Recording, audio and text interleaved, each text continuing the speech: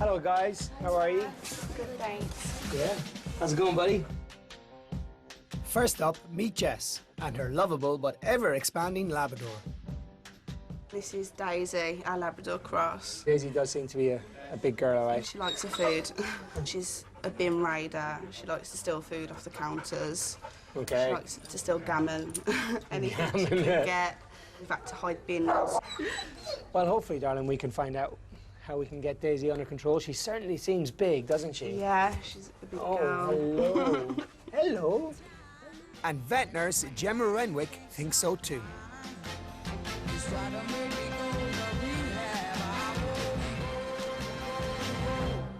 Yes, definitely overweight. How old is she? She's 8.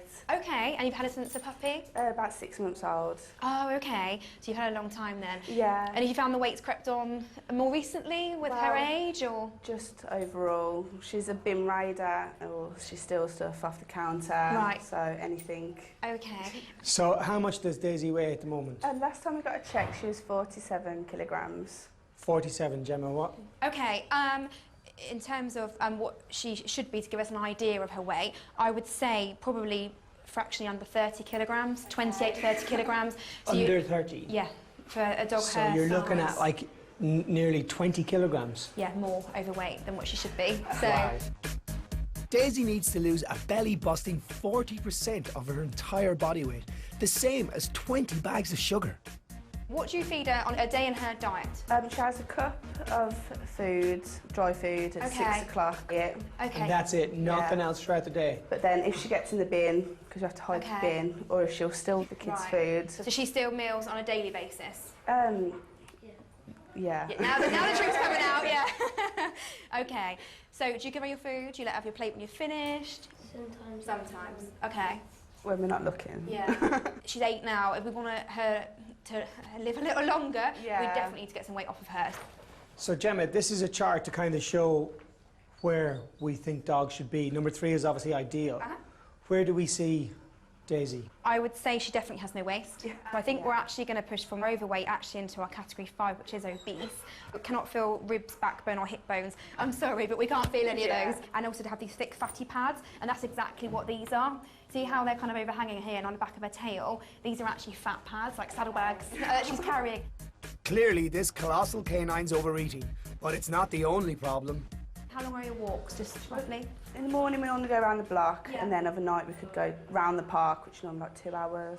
Right, okay. But, I mean, there's no way in the world you do 2 hours with her every day. No, most of the time we try to do it, but we walk Really? Yeah, because we've got a path round our park. Okay. Whatever exercise Daisy's getting, she's a pooch who's packed on the pounds and drastic gastric action is needed. I think, in all honesty, with her, I would certainly consider a prescription weight loss diet. Okay. So really a diet that's really targeted to help her lose weight. Yeah. Sometimes a bit like with us, light foods, you know, reduced calorie foods, actually have lots of sugar and things in. Unlike dog food packs, it tells you if your dog is, say, 47 kilos like Daisy is, feed this much food. Yes. But obviously Daisy is overweight, so... When your dog's trying to lose weight, what we're actually going to do is feed for the target body weight, not the actual body weight. So certainly when you come to diet food. I feel worried for her looking at her. If this dog continues like this, will she live for much longer? It would certainly shorten her life, I would say. Dramatically? Yes, dramatically.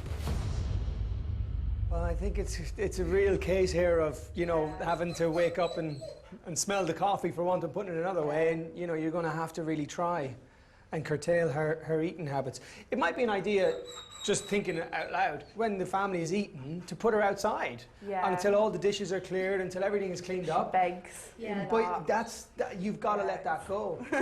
You've got to let that go. Yeah. Do you find it hard if she's begging not to give her some food? Yeah. But the way you got to think of that, little man, is that, you know, you're doing her better if you don't give it to her. And it's your dog. As hard as that is. She might not be here in a few years. That's what we've got to think, you know? We've got to save her little heart and make sure she gets healthy again. Best of luck, Jess. Thank you. Since her visit to the clinic, Daisy's been on a strict diet.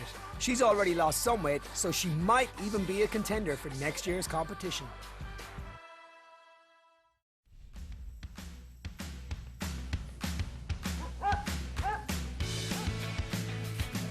Well, you know, sometimes We're a little bit guilty of loving our pets too much and giving them one or two treats that maybe we shouldn't have. I'm here in Aston, where we're going to try and get some of these animals' weight lines under control.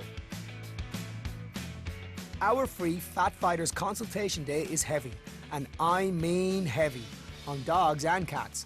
But this morning, we have an unusual three-legged visitor. Who's this? Sparkle. Sparkle. Sparkle is a little hamster, right? Yeah, Syrian hamster. And what's the problem with Sparkle?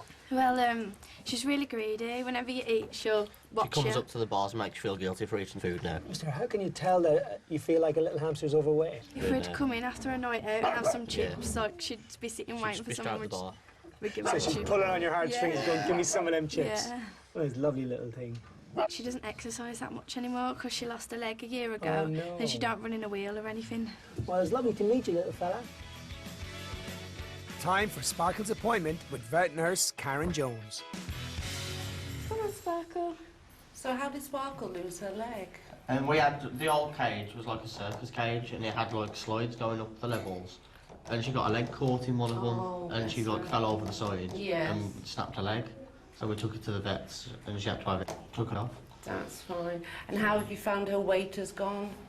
She went quite big, didn't she? Yeah. She stopped using the wheel. She stopped running on a wheel, so we took that out.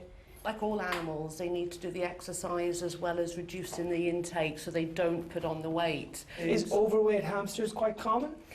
It can happen.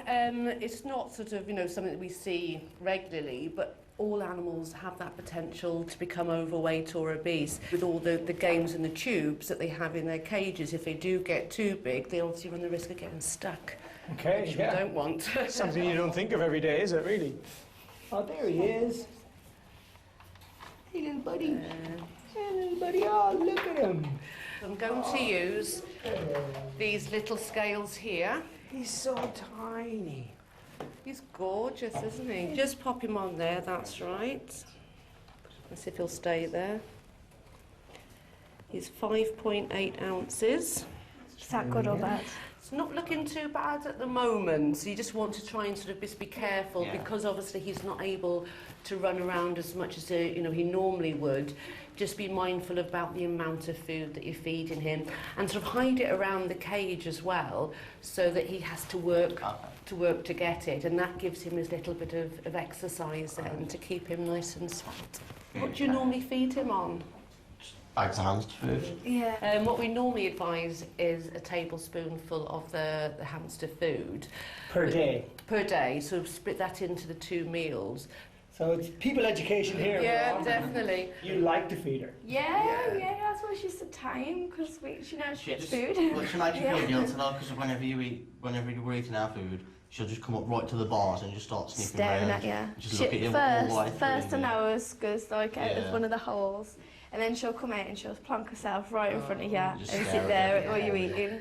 You've got to learn to ignore her, Yeah, it's horrible, it's horrible. It's Well, been you've got to think, I know it sounds like it's horrible that you're not giving her what she wants, but you've got to think of her health and the difference that you're going to make to her little life. If you overfeed her, she ain't going to be here for too long. And, I get the impression you're not too happy with that idea. No, I love to bits, I just want to feed her.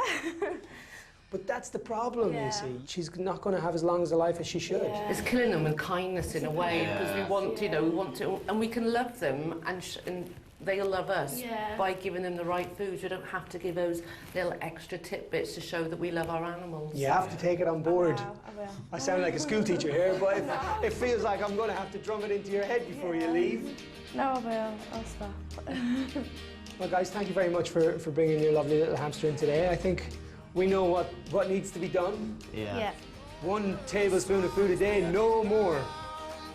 Today's been a wake-up call for Sparkle and, of course, her owners Katie and Reese.